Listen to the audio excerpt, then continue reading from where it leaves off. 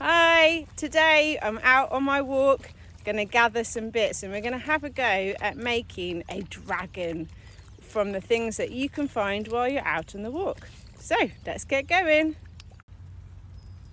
This lovely oak tree behind me has still got some of its autumn leaves on. They haven't actually fallen to the ground, so I'm going to collect some of these. Obviously at the moment there's not many leaves around growing on the trees because we're still in winter, soon to be spring though. So you might decide to collect your leaves on a tree like this, like me, where it's still got its leaves on, or you can see if there are any leaves from last autumn still on the ground. You may even find that there are some green leaves from plants on the ground, in the ground layer, that you may be able to collect. So use your imagination, it's up to you. So I've got some wool here and a big plastic needle. It's not necessary, but it does help for this activity. So I'm going to cut a length of wool, like so. And I'm going to thread that through my needle. Threading is always a great activity to do with children. It really helps their fine motor control, their fine motor skills develop. I'm going to tie a knot in this so it's not going to come off, just to be on the safe side. And I'm going to tie a knot in the end. So I want this to be fairly big so the leaves aren't going to come off, but equally it doesn't matter. If you're very careful, the leaves should stay on. So there we are, got a bit of a knot in the end, and now I need to get threading. So this part is going to be your dragon's body. So you want to collect as many leaves as going to be the body in the middle of your dragon. So I'm going to go for the bigger ones and very carefully threading them on. I don't want to rip the leaves too much, so careful threading through and pushing them down to my string. And I'm going to keep collecting. This is another thing you can do with your children. You could count the leaves as you pop them on. You could even have a go at IDing them. What tree have they come from? As I said, these ones, trying to find a nice big one, are lovely bumpy oak leaves. That's one of the trees near me, but you might have some different trees near you that you can investigate. So I'm going to keep going with that until I fill my string. So I think I've collected enough oak leaves to make a really good dragon's body. Going to carry on, and then we're going to see if we can find 2 sticks next. So I found this stick on the ground. I've got my secateurs, but you can snap your stick if it's not the right length. And I'm going to have 2 bits of stick. Give it a good squeeze. And that is going to become the head and the tail of my dragon. So the next thing I'm going to do is I'm going to tie my thread, my wool, around one end of the stick. So the children are learning how to do knots, so this is a great activity for them to practice. So the string has gone around the stick, it goes over to make a cross, and then it goes under and through. And I'm going to pull that tight. And they can do it again, make a cross,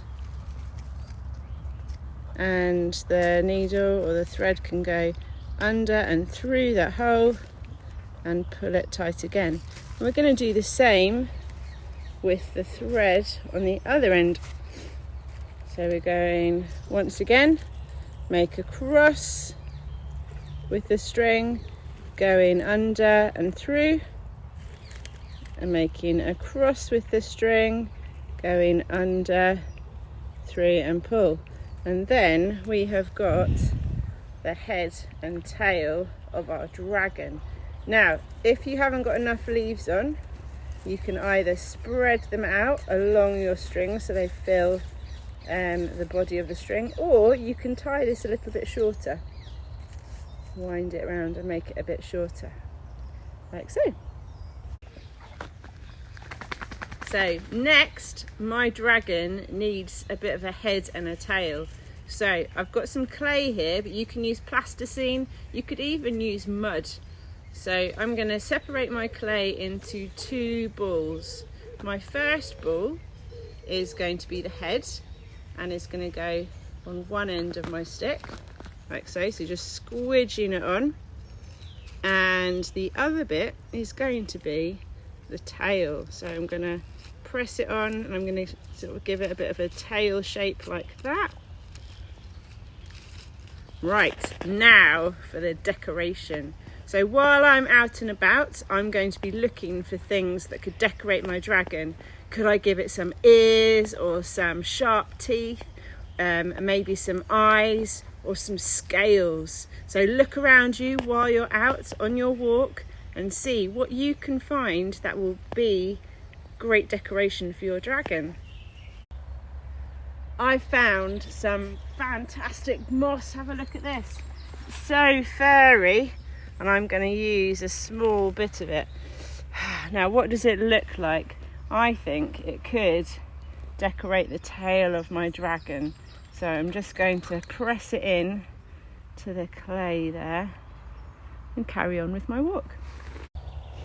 There's some lovely big pieces of bark on the ground here, and it actually crumbles really well, and I think it looks a little bit like spiky scales.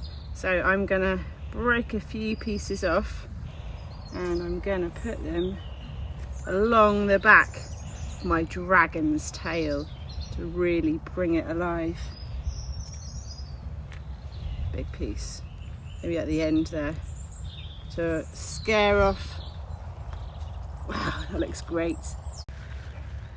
There's an ash tree above me, and if you look carefully on the ground, I've actually found some ash keys, which are the seeds of the ash tree, and I think they look a little bit like ears.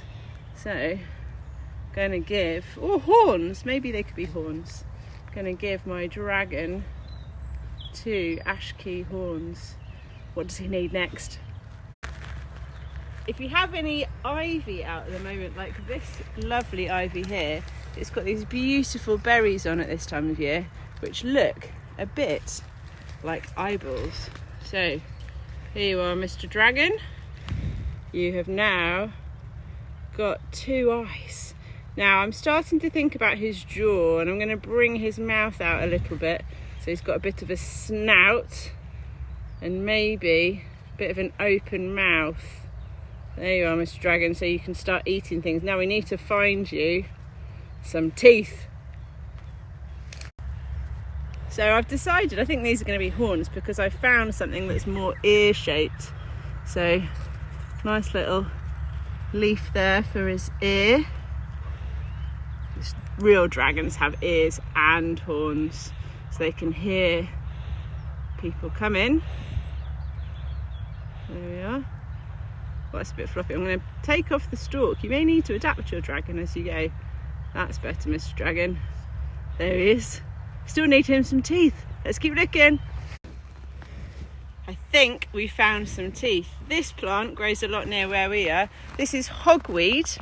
There's 2 different types of hogweed. This is the safe one. There is giant hogweed, but it really is big.